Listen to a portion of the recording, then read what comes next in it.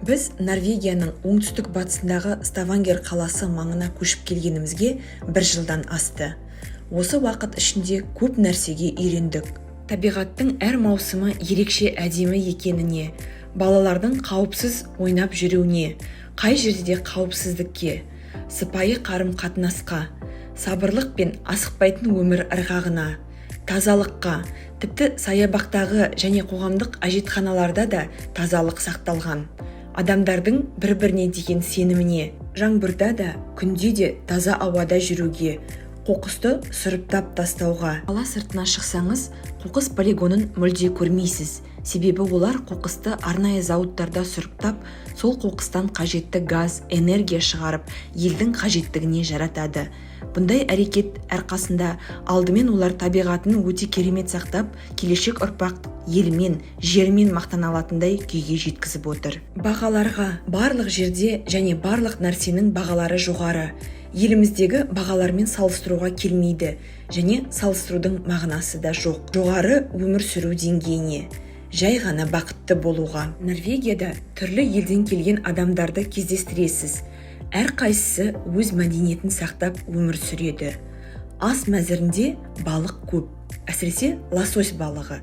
Көбі көліктен гөрі велосипедті таңдайды. Елдегі көліктердің көпшілігі электр қуатымен жүреді.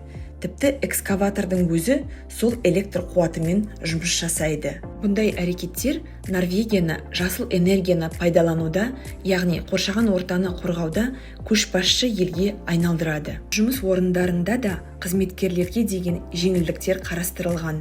Мысалы, күнделікті жұмыс уақыты түс қайта сағат 4-те аяқталып, ауа райы жақсы болса, көпшілік жанұялармен табиғатқа шығады, тауға көтеріледі.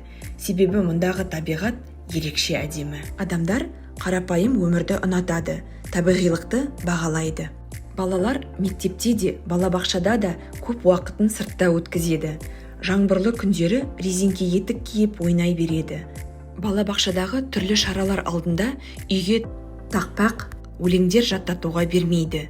Тәрбиешілер балдарды балабақшада өздері дайындап, жаттайтынын сонда жаттатады. Мерекелерге арнап костюм, шашқа бантик сатып алып келу деген ұғым мүлдем жоқ. Мектептен үйге тапсырманы жұмасына 1 рет қана береді, ал баға қою 7-ші сыныпқа дейін қарастырылмаған. Яғни бала есейгенше бағалану дегенді білмейді, және бәрі сыныпта тең болады. Бала мектепке және кері үйге қарай ауыр оқулықтарды тасымайды. Бұл дегеніміз, оқулықтың орнына мектептен әр балаға планшет беріледі және сабақты сол арқылы оқиды. Әр жұма күні сол планшет қана сөмкеге салынып әкелінеді. Сабақты оқу барысы да бөлек.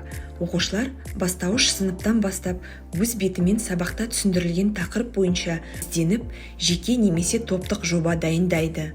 Сосын сол жобаны сыныптастары алдында презентация жасап, сұрақтарға жауап беріп, сыныптастары тарапынан түрлі пікірлер мен комменттер алады. Қандай шаралар өтпесін, міндетті түрде балалармен байланыстырып жасайды.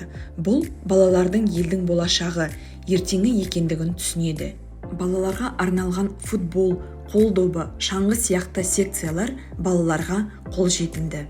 Әр оқу жылы басталысымен әр балаға біздің аймақта 500 крон, яғни 26.500 теңге бөлінеді. Оған қоса түрлі жерлерге, мысалы кинотеатр, балалар ойын сауығына 3 рет ақысыз барылатын мүмкіндік қарастырылған. Спорт шараларына да балаларды кішкентайынан араластырып, оларға салауатты өмір салтын бойларына сіңдіріп өсіреді. Сапалы өмір сүрудің тағы бір ерекшелігі ауыз су. Бұл мұнда өте дәмді әрі жоғары сапалы екенін көрдік. Қалай десеңіз, себебі үйде де көпшілік қоғамдық орындарда да краннан алып іше бересіз. Үйдегі шайға деп қайнататын шайнекке мүлдем қақ тұрмайды. Қала ішінде тыныштық сақталған. Машинелер де бипылдатқандары естілмейді. Себебі тұрғындар бәріне сабырлықпен қарайды. Норвегтер икке стресске жол жоқ деген қағиданы ұстанады. Қала ішінде ауа райыға қарамай жүгіріп жүрген және жаяу жүрген адамдарды көп кездестіреміз.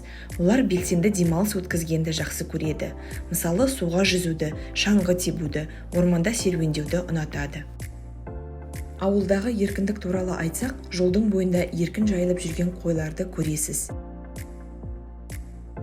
үйлердің жайлылығына тоқтала кетсек, ағаштан жасалған жылы үйлер қыста пешпен жағу дәстүрі кейбір үйлерде әлі сақталған. Скандинавиялық қарапайым да талғамы жоғары стильді дүние жүзі бойынша үйлердің ішкі және сыртқы стильдерінен байқауға болады. Көпшілік дизайнерлер осы стильге ғашық, ал қарапайымдылықты ұнататын норвегтер өз үйлерін жақсы көреді және өте әдемі безендіреді, айналасын күтіп ұстайды. Соның арқасында бұл ел ерекше әдемі болып көрінеді.